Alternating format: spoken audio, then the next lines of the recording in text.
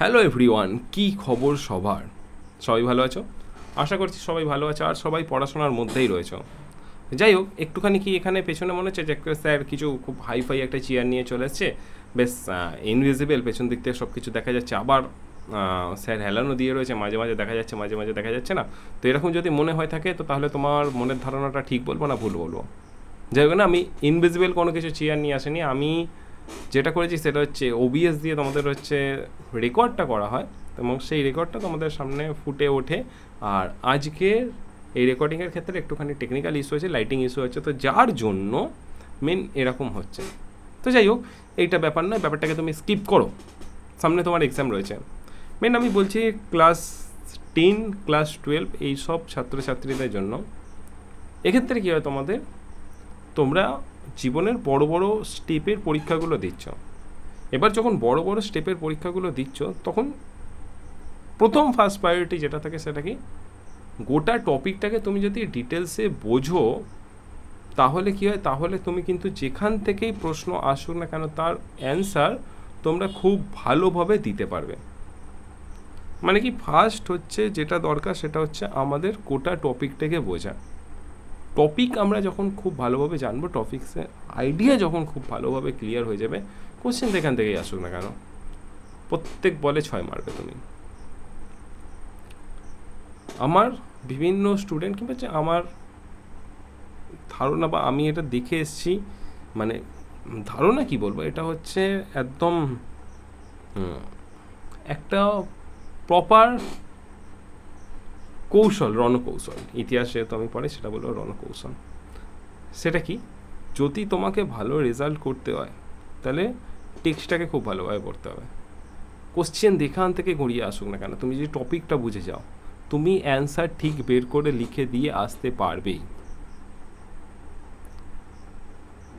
এবার টেক্সট পড়া তো রইল, এর সঙ্গে সঙ্গে আরেকটা জিনিস যেটা কি হয় সেটা হচ্ছে একটা প্রপার তোমাকে হচ্ছে সাজেশান ওয়াইজ এগোতে হবে। টোটাল তো আমি পড়বো, টোটাল তো বুঝবো, কিন্তু কীভাবে এগোলে তুমি প্রপার গাইডটা পাবে। মানে প্রপার গাইড বলতে কি, যে তোমার একটা রণকৌশল রইল, এই কোশ্চেনগুলোকে আমার টার্গেট করা রয়েছে, এই কোশ্চেনগুলো আমি পড়বো, পড়ার পরে আমি আবার নতুন কিছু করব বা বাকি এক্সট্রা জিনিসগুলো করবো স্টেপ বাই স্টেপ। ফার্স্ট স্টেপে কী থাকে, যে ভীষণ ইম্পর্টেন্ট কোশ্চেনগুলোকে আমি বারবার রিভিশন করব।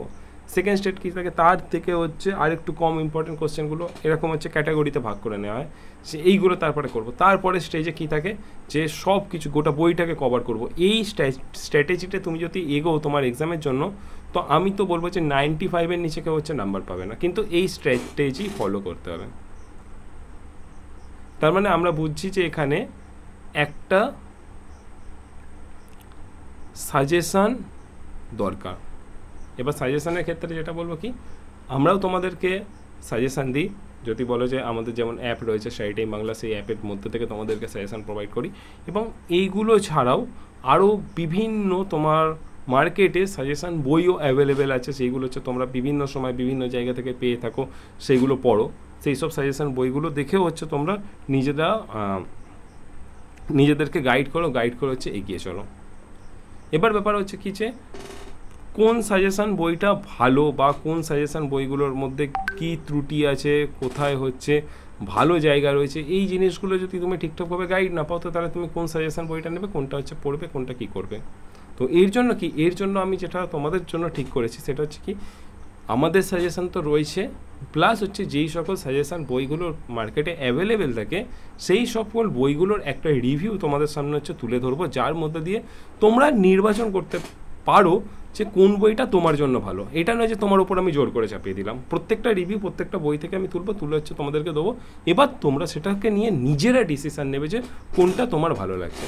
যেমন হচ্ছে ইতিমধ্যেই আমার কাছে এক বাঞ্চ হচ্ছে একটা পাবলিশার থেকে বই এসছে, সেটা হচ্ছে দেখো তোমাদেরকে দেখিয়েছি, টোটাল সবটাই দেখাচ্ছি, ঠিক আছে। এটা হচ্ছে তোমার এই বইগুলো এসছে, এটা ক্রোমা স্ক্রিনের জন্য লাইটিং ইস্যু যার জন্য দেখাচ্ছি না। তো দেখো এখানে লেখা রয়েছে চ্যালেঞ্জার্স, বইটা দেবে থাম্বনেলও তোমাদেরকে দেওয়া থাকবে যে পূজা চ্যালেঞ্জার্স, ঠিক আছে, পূজা প্রকাশনী চ্যালেঞ্জার্স বই, এটা একটা সাজেশন বই রয়েছে। তো এবার এই সাজেশন বইটার আজকে তোমাদের সামনে আমি রিভিউ করে দিচ্ছি। মেনলি দেখো টোটাল একটা বই থেকে যদি আমি বলি, মেন আমি হিস্ট্রি পড়াই, হিস্ট্রি থেকে তোমাদেরকে বলছি কেমন জিনিসটা, তো সেটা বলে দিলে তোমাদের আশা করছি এখানে আইডিয়াটা ক্লিয়ার হবে। এই বইটা থেকে যদি আমি রিভিউ দেখতে চাই, জাস্ট ফার্স্ট পেজ উল্টালাম, এখানে একটা জিনিস খুব ভালোভাবে করা রয়েছে যে কোন চ্যাপ্টার থেকে কত নম্বরে কোশ্চেন আছে সেটা তোমাদের টেক্সট বইতেও পাবে, তো সেইগুলো ভালোভাবে লেখা রয়েছে। তারপরে কি প্রত্যেকটা চ্যাপ্টার দেওয়া আছে এখানে। এই বইটার ক্ষেত্রে কি রয়েছে যে 1 থেকে 8টা চ্যাপ্টার, প্রত্যেকটা চ্যাপ্টার দেওয়া রয়েছে এবং সেই চ্যাপ্টার অনুযায়ী কোশ্চেন অ্যান্সার কিছু দেওয়া রয়েছে। 1 নম্বরে শর্ট কোশ্চেন বেশ কিছু দেওয়া রয়েছে, আমরা দেখতে পাচ্ছি 1 নম্বর পেলাম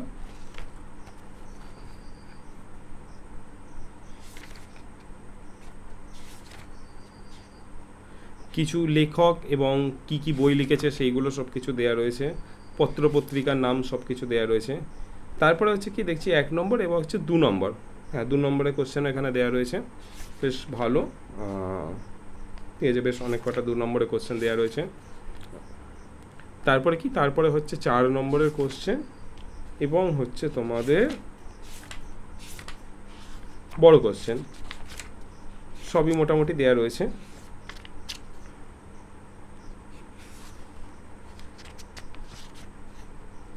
দু নম্বরের কোশ্চেনগুলো পড়ছিলাম, 2 নম্বরের কোশ্চেনগুলো তো দেখলাম বেশ ভালোভাবেই লেখা রয়েছে এবং শর্ট কোশ্চেনের ক্ষেত্রে তো সেক্ষেত্রে আলাদা কিছু বলা যায় না। শর্ট কোশ্চেনের ক্ষেত্রে তোমার হচ্ছে বেশ সবই তুমি যতটা করবে ততটাই কিন্তু কম শর্ট কোশ্চেনের জন্য, শর্ট কোশ্চেনে কোনো সাজেশান হয় না।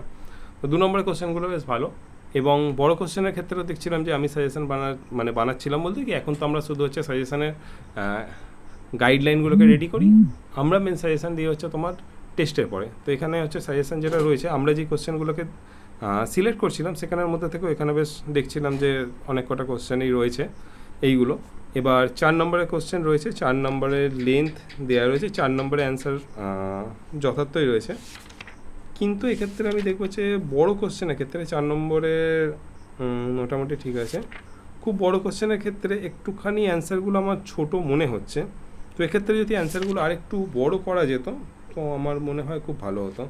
দেখো কম্প্যাক্ট সাজেশান হিসেবে বইটা যদি আমরা বলি যে এক্সামের আগে যেই সাজেশানগুলো তুমি যদি দেখে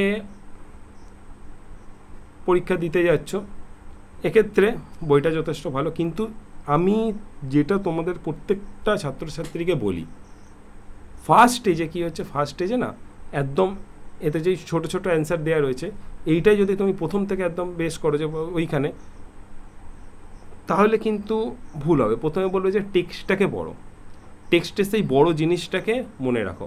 একটা জিনিস তোমরা হচ্ছে ট্রাই করবে, দেখবে প্রত্যেক ছাত্রছাত্রীকে বলছি, কেন আমি এই কথাটা বলছি, আমি প্রত্যেকটা যখন পড়াই তোমাদেরকে প্রত্যেকটা টপিক পড়ানোর সঙ্গে সঙ্গে যুক্তি দিয়ে বোঝাই যে কেন এই জিনিসটা হচ্ছে। তো ঠিক তেমন আমি যে বড় কোশ্চেনটা ফার্স্টে বলছি, এই বড়ভাবে তুমি কেন পড়বে সেইটাকে আমি তোমাকে বলছি, তারপরে তুমি ছোটোভাবে কেন পড়বে সেটাকেও তোমাকে বলবো।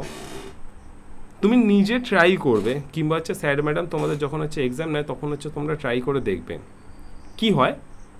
একটা বড় টপিক পড়লাম, যখন স্যার বা ম্যাডাম দিচ্ছে যে সেই ঘড়ির কাঁটার প্রেসার বা সব কিছু সেই প্রেসারের জন্য বড় করে আমি রেডি করলাম, যখন আমরা অ্যান্সারটা লিখছি মাথা থেকে আমাদের অনেক কিছু জিনিস বেরিয়ে যায়, তখন সেই বড় অ্যান্সারটা ছোট হয়ে আমার খাতার মধ্যে ফুটে ওঠে। এটা স্বাভাবিক, এটা হবে। তুমি জীবনের বড় পরীক্ষা দিতে যাবে মাধ্যমিক, তুমি বড়ভাবে রেডি করবে, যখন লিখতে যাবে দেখবে যে বহু কিছু জিনিস মাথার মধ্যে থেকে বেরিয়ে গেছে, বহু কিছু পয়েন্ট মাথার মধ্যে থেকে বেরিয়ে গেছে, তখন সেটা ছোটোভাবে উঠে আসবে একটা কম্প্যাক্ট জিনিস। কিন্তু তুমি যদি প্রথমেই একদম ছোটোভাবেই রেডি করো, ফার্স্ট থেকেই হচ্ছে ছোটোভাবেই রেডি করো, এক্ষেত্রে সমস্যাটা কোথায় আসবে জানো? তুমি তো প্রথম থেকেই ছোটোভাবে রেডি করেছো, তুমি যখন অ্যান্সারটা লিখতে যাচ্ছ তখন কি হচ্ছে, তখন এই ছোটোটাও আরও ছোট হয়ে ভ্যানিশ হয়ে যাচ্ছে, খুব কম মাত্রায় তুমি উত্তরটা লিখছ। তখন হবে কি, তখন হচ্ছে এক সেকেন্ড ফোন এসে গেছে একটুখানি,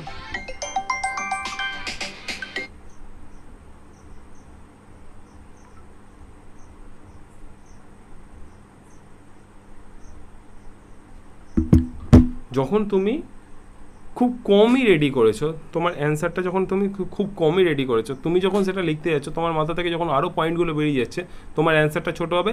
ঠিক তোমার আশেপাশের স্টুডেন্টরা যে বড় করে পড়েছে, সে যখন অ্যান্সারটা লিখতে যাবে তখন তার অ্যান্সারটা বড় হবে, বা তার অ্যান্সারে বেশি তথ্য থাকবে। বড় মানে উল্টোপাল্টা লিখে বড় করা নয়, যে রাজা রানী যুদ্ধ করছে আওয়াজ হচ্ছে তরোয়ালে ঠং ঠং, ওরকম নয়। যে তথ্য, তার বেশি তথ্য থাকবে, কারণ কি সে বড় দেখে পড়েছে, মাথা থেকে বেরিয়ে যাওয়ার পরেও তার যেই তথ্যগুলো সে লিখছে সেইগুলো হচ্ছে যথেষ্ট তোমার থেকে পরিমাণে বেশি রয়েছে, তো তখন কি অটোমেটিকই সে নাম্বারটা বেশি পাবে।